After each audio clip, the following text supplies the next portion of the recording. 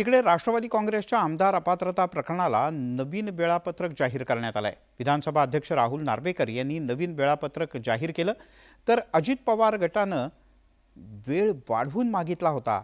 त्यावर शरद पवार गटानं काय भूमिका घेतली ती पाहूया।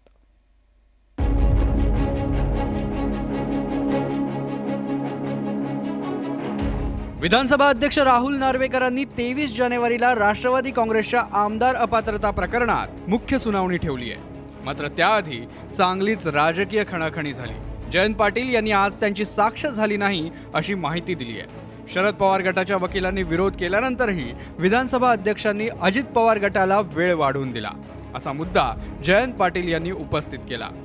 अनिल पाटील यांच्या विरोधात आमच्याकडे काही नवीन कागदपत्र आहेत, ते आम्ही सुनावणी दरम्यान सादर करू असंही पाटलांनी स्पष्ट केलं आहे।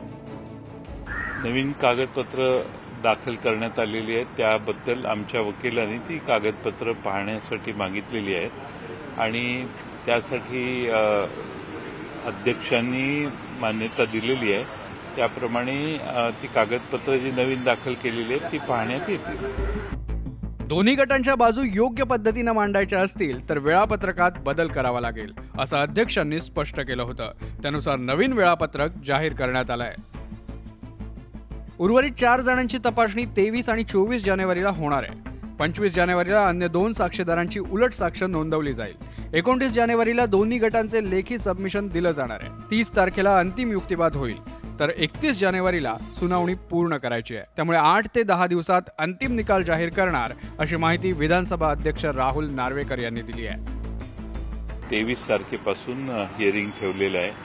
आज मी ह्या अपेक्षेने आलेलो की माझी साक्ष आज होईल, परंतु आता ती तारीख 23 तारीख निश्चित करण्यात आली आहे, कारण विरोधी बाजूच्या वकिलांनी आम्ही जे फाईल केलेले ॲफिडेव्हिट्स आहेत ते वाचण्यासाठी आणि तयारी करण्यासाठी वेळ मागितला।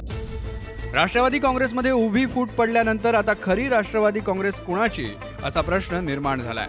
परिणामी विधानसभा अध्यक्षांच्या निर्णयाकडे राज्याचं लक्ष लागलंय। Bureau report, news 18 Lokmat.